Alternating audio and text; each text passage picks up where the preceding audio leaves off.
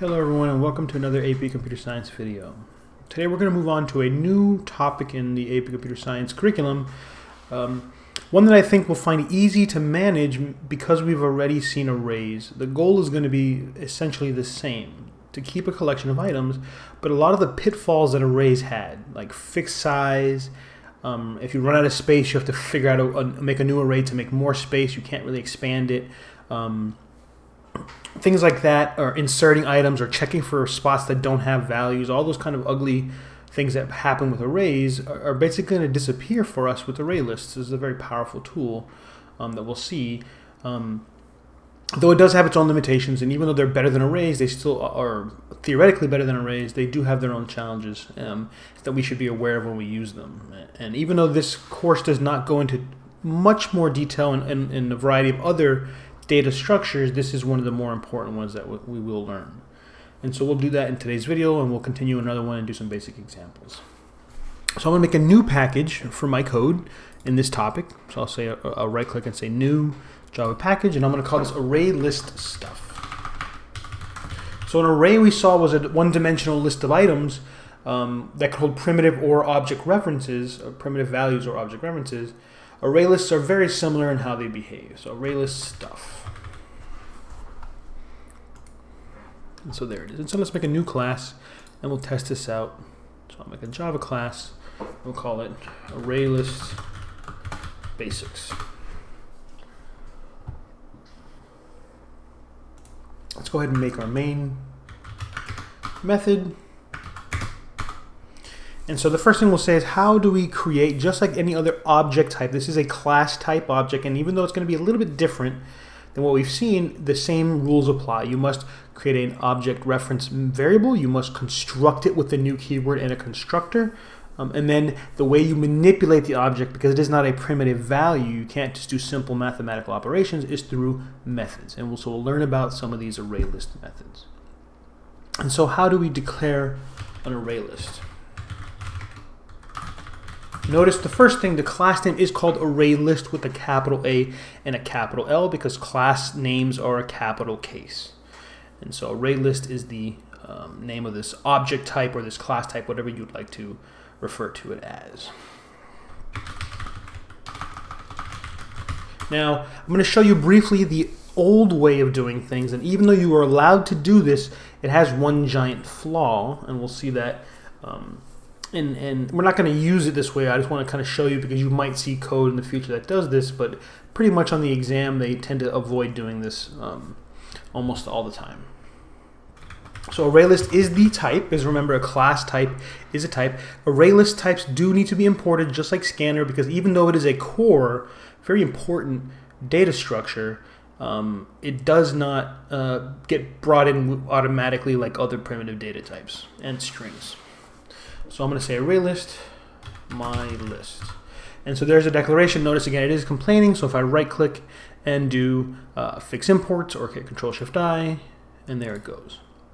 And so one thing to note is that ArrayLists cannot hold primitive values. And this might seem like a huge problem. And in fact, doing it this old style kind of makes it less clear that this is a problem, because essentially what it seems like is that this array can hold anything. Notice there is no type, so it's not into brackets. That would tell me that the array contains brackets or string brackets. That would suggest that the array contains strings. This is a class type, so even though this seems to be an array list, or it's a collection of items, what data types are being held? And so one theoretical advantage that used to exist in this format is that one list, in this example my list, could potentially hold many objects of different types. And that actually seems like a really great idea, being able to hold strings and scanners and bowling balls and anything you can imagine, any class type that might exist. That seems like a great idea. But what ends up happening, and the reason they transitioned away from this, is that as you write code, if you're not 100% sure of what every object inside the list is, you might accidentally call a method that does not exist on that object. And the list itself does not know what's inside of what is it containing. So if it sees you call the method, it's going to say, okay, that must be good during compile time, so there's no syntax errors. But then when the program runs, your program might crash. And so you get a runtime exception. And so that risk of pushing it off until the program is running is a dangerous thing. And so even though this is the old style, we're not going to do this anymore. So I'm going to put this in old. Right. So instead, we're going to do the better way. So modern uses what we'll call generics. Essentially, as long as we can specify what is inside of the array list, it's going to work. And again, so the limitation, of course, is that now we're back to that rule of your collection can only be one data type. But that's still worth it because we can be very flexible in how we use this, and it's still very easy to use. I'll also say, so array lists, capital L, can only hold object references, no primitive values. So essentially, that also seems like a giant problem. An array list can't hold ints or booleans or doubles. Well, then that's half the data that we use most of the time, and that's a huge problem. And so that might be a concern, but thankfully there is a solution, and we've kind of seen it before, and now we're going to see why this really exists, and as opposed to what we saw very briefly before, and that was wrapper classes. If you don't remember, for int there was a wrapper class called capital integer. For double there was a capital double. For boolean there was a capital boolean. Those were wrapper classes that basically take the primitive and hold them internally, and then now they're object reference as opposed to a primitive value. And so we saw the method integer.parseInt and double.parse double, and you might have seen string.valueOf, and it's the same kind of idea. So here, when we make an array list of ints, it's not really holding ints, it's holding what are called integer objects. And the integer objects internally contain the primitive ints. And so it works out one way or the other. We can still basically hold any data type, but officially, only object references are allowed, not primitive values. So let's declare an array list values.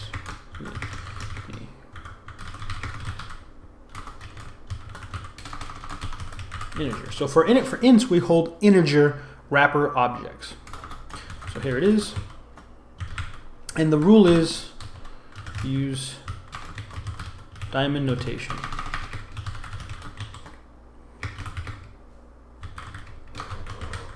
And so the diamond notation is we use the less than and greater than symbol, and between them we put our data type that we're holding. So if I want to hold integers, I'm going to put capital integer. And then that's the type, and then we have to give our name list, so we'll say numbers. We'll give it a name, right? So there's the declaration.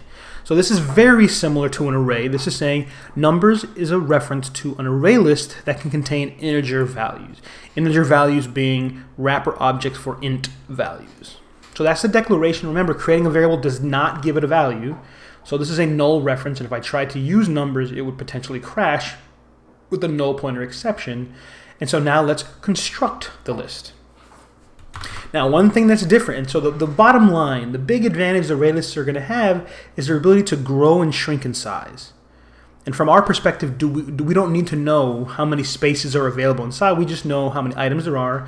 We can add items, remove items, place them wherever we like, and there's no concern about a fixed size and a limited amount of space. There's just no thought to it, which is fantastic. But with that said, when we construct an array list, it starts off empty, so it has no items. As opposed to, for example, if we made an array of ints, we have to give it a size, and every spot has a default value of 0. Here, theoretically, there are no default spots. There are no spaces, and so the list is empty, and then we can add things if we want to. So let's initialize this object.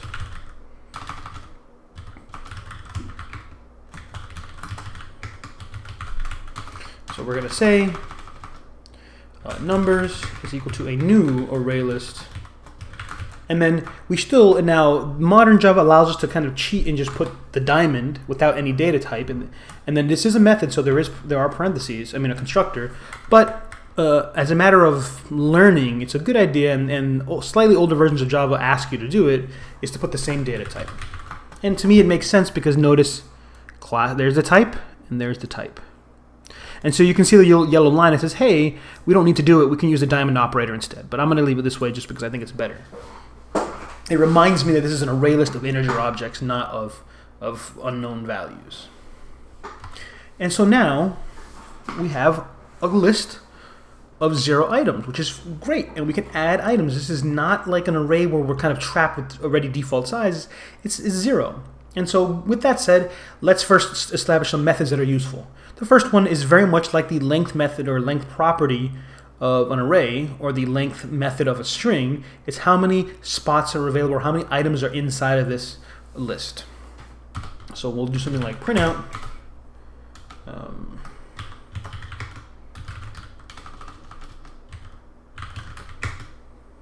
Let's do this. Let's say number of items. Number. And we'll attach. And so the method is the size method. So numbers dot size. So I know it's a little bit confusing. It's a little bit kind of weird that strings use the length method, arrays use the length property, and now ArrayLists use the size method. So one, the size method, number of items in the ArrayList. So it's a very helpful method. And so when we run this, we expect to see 0 because I have not added anything into my ArrayList. And so when it compiles, we should see a nice 0. And there it is. There are no items in my ArrayList. Now this is different because, again, we're not talking about how many spaces are available. In fact, when we talk about ArrayLists, we don't really know and we don't care.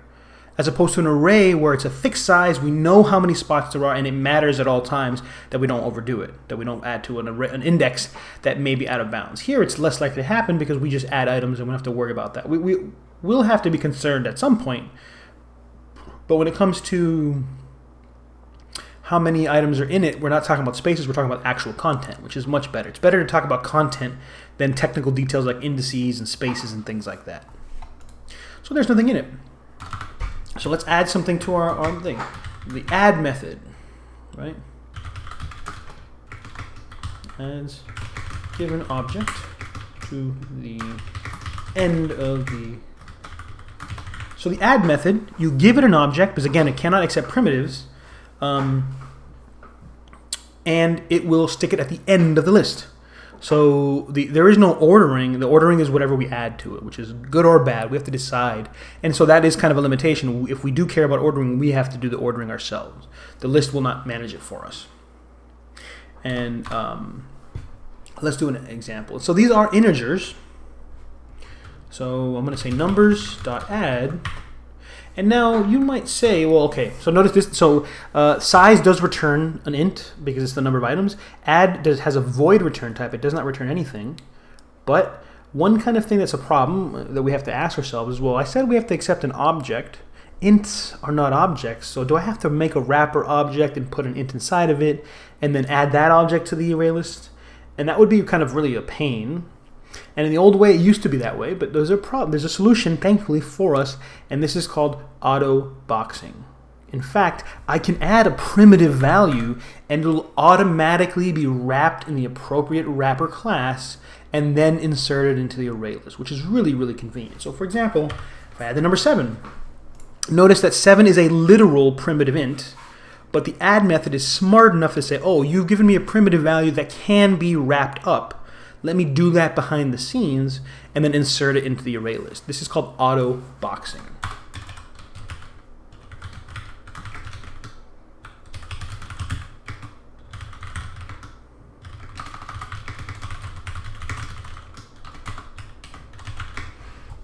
So auto boxing is the automatic conversion from a primitive value to its wrapper object.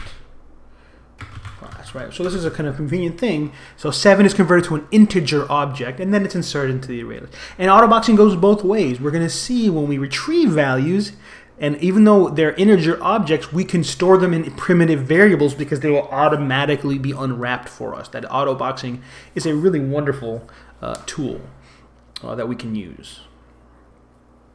So let's go ahead and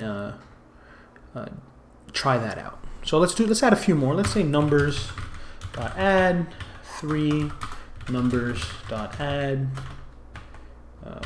13, and let's do, oops, not number, numbers, and numbers dot add 174.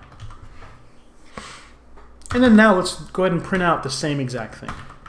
Let's print out the size and let's see what happens. I'll go ahead and run it. Yeah, look, there are 4 items because we added, there was 0 when we constructed the list. We added 4 items and then we printed how many there were, and there are now 4 items in that list. So that's wonderful. And because this is a collection, just like an array, if you want to see the content, we can simply loop through all the values. And this is really nice. We will do it all 3 ways. Let's use a while loop, let's use a for loop, and then let's use an enhanced for loop. And we'll see that enhanced for loops become more and more attractive because it's very easy to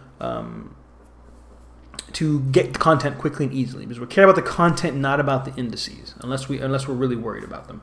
So let's go ahead and say, we're going to say number 3. There's a method called get. The get index. So the get method accepts an index and returns the object in the array list at the specified index. So, for example, if I said int my num is equal to numbers.get 2, ask yourself what value would be returned. And notice something, even though this is an array list of integer objects, and I mentioned autoboxing will deconvert from object to primitive for us, right? This returns an integer object, but it can be like opened up and then it gives us the primitive internally. That autoboxing is a really great feature. But here, so just like with arrays, indices do start at 0, and therefore index 2 is the 3rd item, so we should see the number 13. So let's print it out to verify.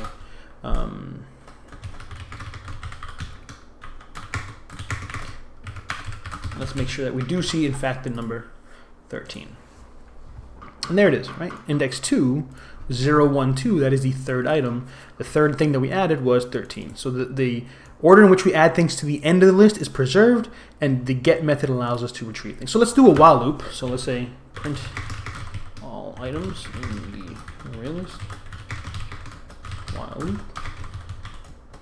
A while loop requires a sentinel value, so we'll say int index is equal to 0.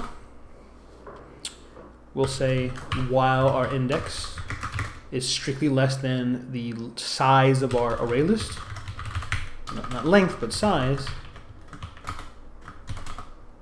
and then we'll print out numbers.get index. And then we will say index plus plus. So this is the while loop. So if we run this, there are our values, right? So we can use a while loop to go through the front. Let's try doing it backwards, but using a for loop. So we'll start at the end and then print the, let's put an extra println just so we're not next to each other. And now let's do for.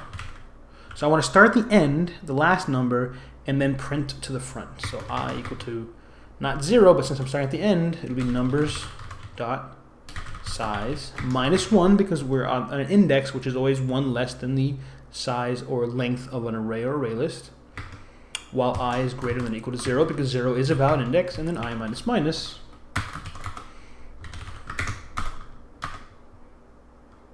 numbers dot get I. And now if I print this one, there it is. So there's the original while loop, there's the reverse, the for loop. So we can put a note here.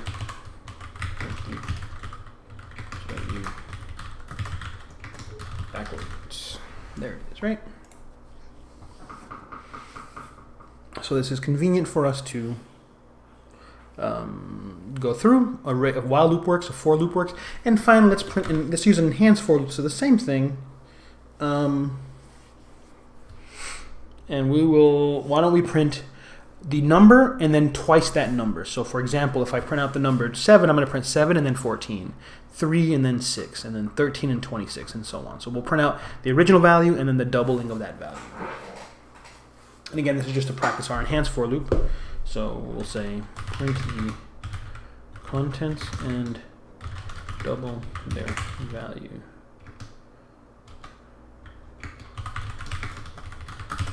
So, and again, I don't need an index. I only care about the index temporarily to get the value. So let's use an enhanced for loop, which avoids that whole issue. So we'll say for, and an enhanced for loop you don't remember says for every object of the type that's in the list or collection, and then colon, and then the name of the collection. So here, the objects, and again, even though our array list is of type integer, the class type wrapper, we can put the primitive and the auto boxing will handle everything for us. So I'm going to say for every integer value in the list called numbers, let's print out the value, which will be val, and then double, which will be val times 2.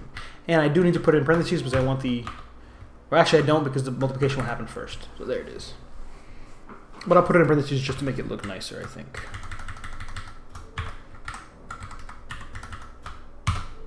There we go. So let's see what happens. Oh, I should also put a println between them just to put some space. There we go. So let's see. And there they are. There's 7 and 14, 3 and 6, 13 and 26, and then 174 and 348. So an enhanced for loop is useful.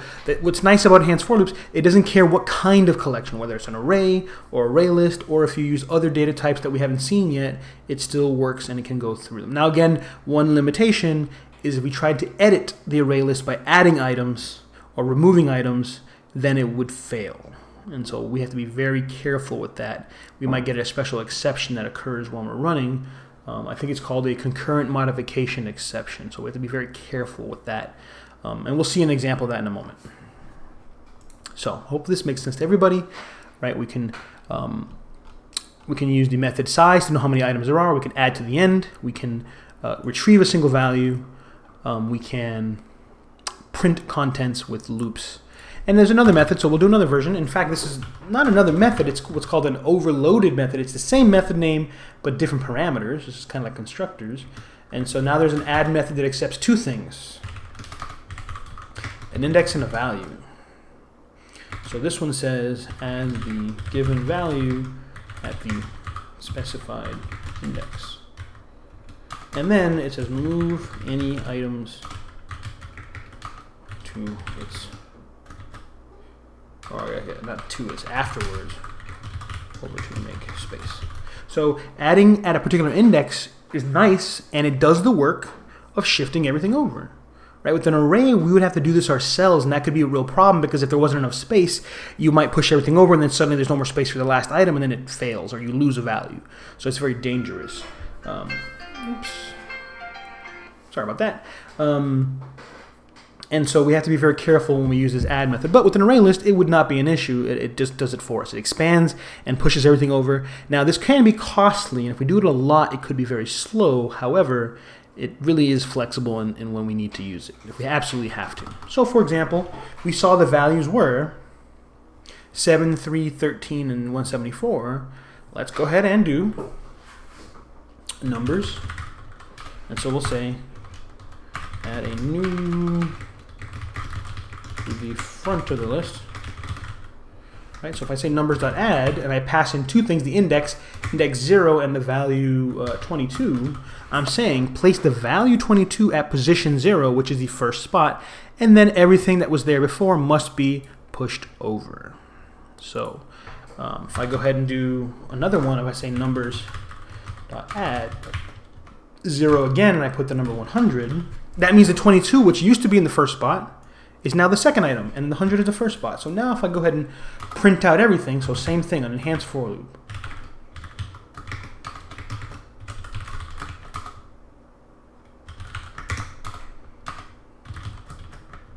So remember, I can simply just print out each value. I'm going to copy this so I save myself a little bit of space. I run this.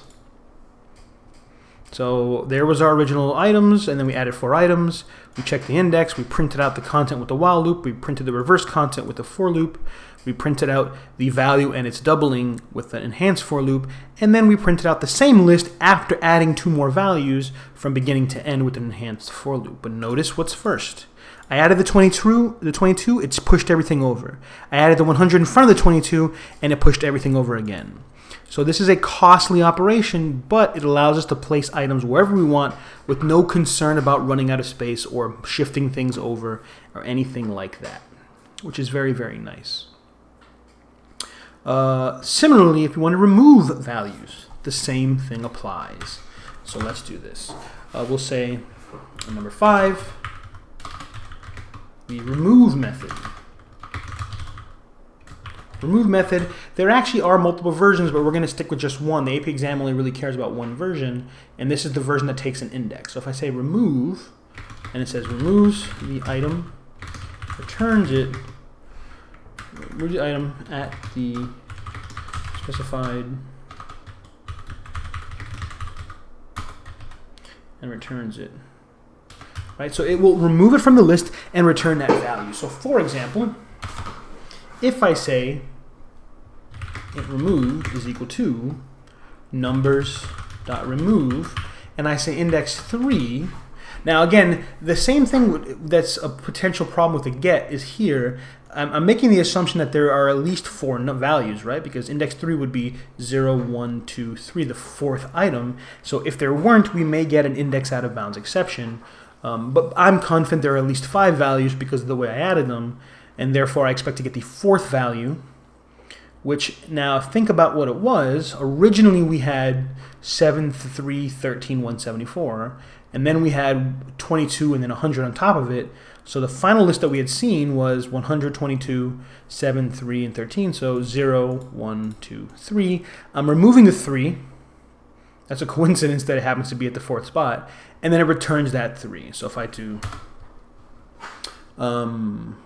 if I print out remove value and removed, and then I'm also going to copy up here the number of items so we can see that it has shrunk. So it should have gone from 6 to 5. Let's see what happens. And there it is. So there are the 6 that we printed after inserting the 2 extra ones. We move the value 3 from index 3, and then there are 5 left. And so again, if we wanted to, we could prove it by printing out all the content again. And let's try that out. So if I run it, we should see the same content, but that 3 is gone, and there it is. Now there are 5 values. The 3 is missing. So the remove method is quite helpful. Now, there are a bunch of other methods that exist, but really the AP exam is focused on the core ones: the ability to add items, the ability to remove items, the ability to check or retrieve items without manipulating them, and the ability to iterate over array lists as well. I think that there's one other method that's maybe useful and is on the AP exam, and it's kind of a combination of an add and a remove, and this is called the set method. So we'll do that one, and then we'll do one final example of combining a bunch of different things. So we'll say number 6, the set method, and so the set is an index and a value, and this says change the value value at the specified index to the given value and return the old. So basically what we're saying is if you set a particular index, you change it to whatever value is given, the new one, and you return the old content. So it's like swapping out the old content. So it's like an add in the sense that you're placing a value in a particular spot, and it's like a remove in where you are given back something that you took out, but no change to the list size happens. So if there are 6 things and you call set, then that means that the 6 items remain, but one of them has been changed. So here we go. Let's prove this happens. And let's say int changed is equal to numbers.set. And so I'm going to say, if I look at the output, I'm going to go ahead and say there are 5 items. Again, we have to know how many indices are safe. So let's go ahead and say, let's take the last value and replace it with a 0. Now, I don't want to put the number 5 or number 4, but even though I know that's the last index, let's be generic. Let's use the size minus 1. So let's say set it to numbers.size. Oops, nope, that's not what it means. Minus 1, and let's put the number 0 there. So we're saying take the last index, which is the safe one, right? Size minus 1 is the last safe index, and set it to the value 0, and it returns, and the reason I put it in assignment is because it does return a value. It returns whatever was there, which I expect to be 174. So we'll say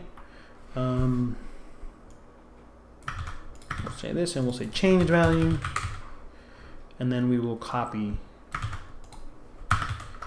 So I expect the change value to be 174. I expect the size to be 5 because there were 5 items and I swapped one. I didn't remove anything. I didn't add anything. I just swapped it.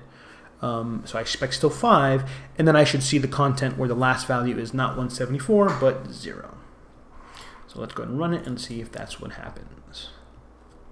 And there it is, right? So I say change value was... So the remove value was 3. Oh, I'm sorry, I need to correct this. Not removed, but changed. There we go, let's run it again. And there it is. So we changed the 174. We set it to be 0. It returned the 174, there it is. No change in the size occurred. And then when we print the content, notice the last one is gone. It is replaced with a 0. So the set method is great. And again, there are other methods, and we could look at them, and you could look at the Java API, and there's some pretty useful ones. But really these are the core featured ones that really give us pretty much all the control we need to do this in our array list. And again, we can always come back and try other things. So let's stop here. In our next video, we will do an example of just usage of these. We'll come up with some problems that we can try out together. I'll give you a little bit of time to work on them, and then I will show them the results and what we can do with it. So I'll see you in the next video.